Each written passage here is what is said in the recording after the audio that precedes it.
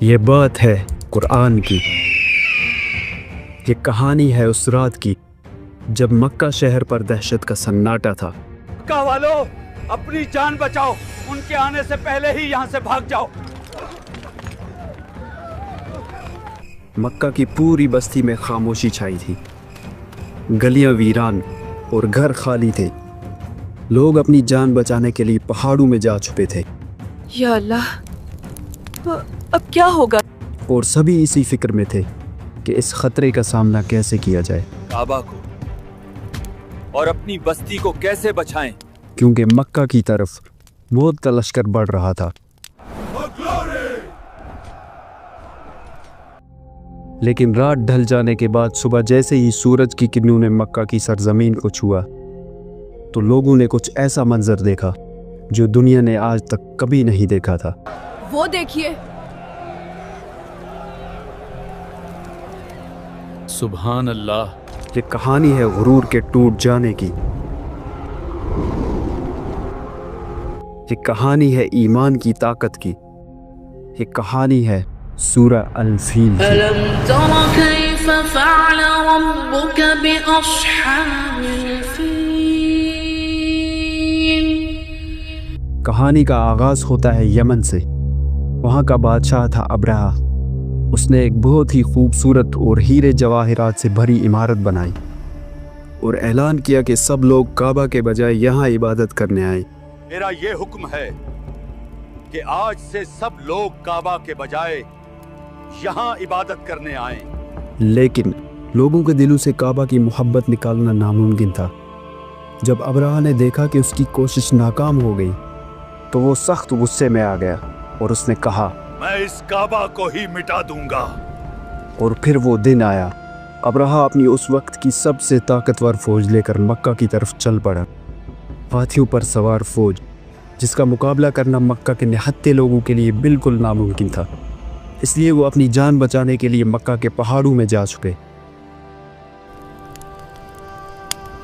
بھائی، اب تو اللہ ہی ہمیں بچا سکتا ہے۔ سب لوگ اسی فکر میں تھے کہ کعبہ کو کیسے بچائیں، لیکن مکہ کے سردار اور ہمارے نبی صلی اللہ علیہ وسلم کے دادا عبد المطلب نے کہا، کعبہ کی حفاظت خدا خود فرمائے گا۔ اسی پریشانی میں مکہ والوں نے وہ رات گزاری۔ جیسے ہی صبح ہوئی، ابرہہ اپنی فوج کے ساتھ کعبہ کے بالکل قریب پہنچ گیا۔ آگے بڑھو، وہ رہا کعبہ۔ اور اس نے حملے کا حکم دیا۔ جلدی چلو، حملہ کرو۔ لیکن اس کا سب سے طاقتور ہاتھی جس کا نام محمود تھا آگے بڑھنے کے بجائے زمین پر بیٹھ گیا۔ ابرہہ نے اس ہاتھی کو بہت مارا اور پیٹا، لیکن اس نے کعبہ کی طرف ایک قدم بھی نہیں بڑھایا۔ اور پھر آسمان میں کچھ دکھا۔ یہ کیا مصیبت ہے؟ ہزاروں لاکھوں پرندوں کے جھنڈ، جھنڈ در جھنڈ۔ یہ کوئی عام پرندے نہیں تھے، یہ اللہ کا آسمانی لشکر تھا جو اللہ نے کعبہ کی حفاظت کے لیے بھیجا تھا۔ ہر پرندے کے دونوں پنجوں میں اور چونچ میں ایک کنکر تھا۔ پرندوں نے ابرہہ کی فوج پر پتھروں کی برسات شروع کی۔ ایسا لگ رہا تھا کہ آسمان سے آگ کے گولے برس رہے ہیں۔ ابرہہ کی فوج اس غضب سے بچنے کے لیے بھاگنے لگی، لیکن پرندوں کے پھینکے ہوئے پتھر ان کے جسموں کو چیرتے ہوئے نکل رہے تھے، اور پل بھر میں ان چھوٹے چھوٹے پرندوں نے ابرہہ کی طاقتور فوج کو مٹی میں ملا دیا۔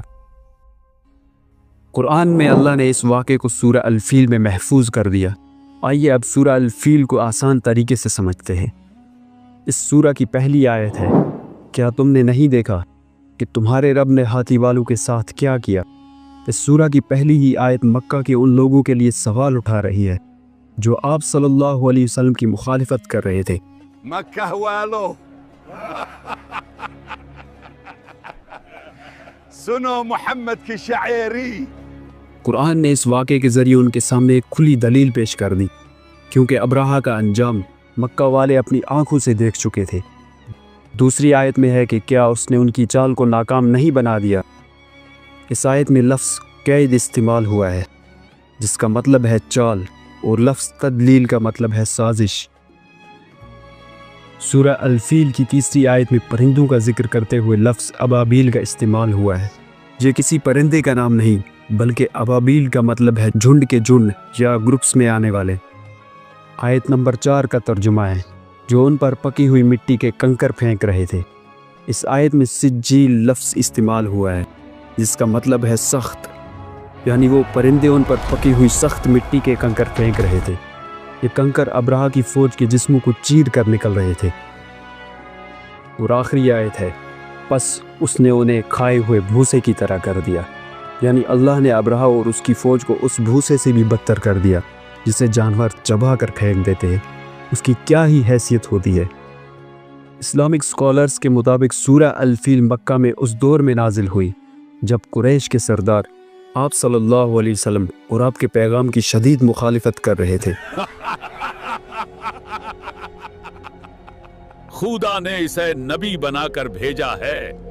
اس سورہ کے ذریعے اللہ نے محمد صلی اللہ علیہ وسلم کو تسلی دی اور قریش کو ان کے انجام سے آگاہ کیا۔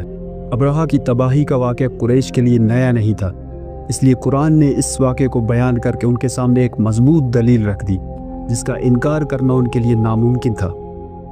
سورہ الفیل مجھے اور آپ سب کو یہ پیغام دیتی ہے کہ اگر مشکلات ابرہہ کی فوج بن کر بھی ہمارے سامنے آ جائیں تو ہمارا توکل اس رب عظیم پہ ہونا چاہیے جو پرندوں کے ذریعے ابرہہ کی طاقتور فوج کو مٹی میں ملانے پہ قادر ہے۔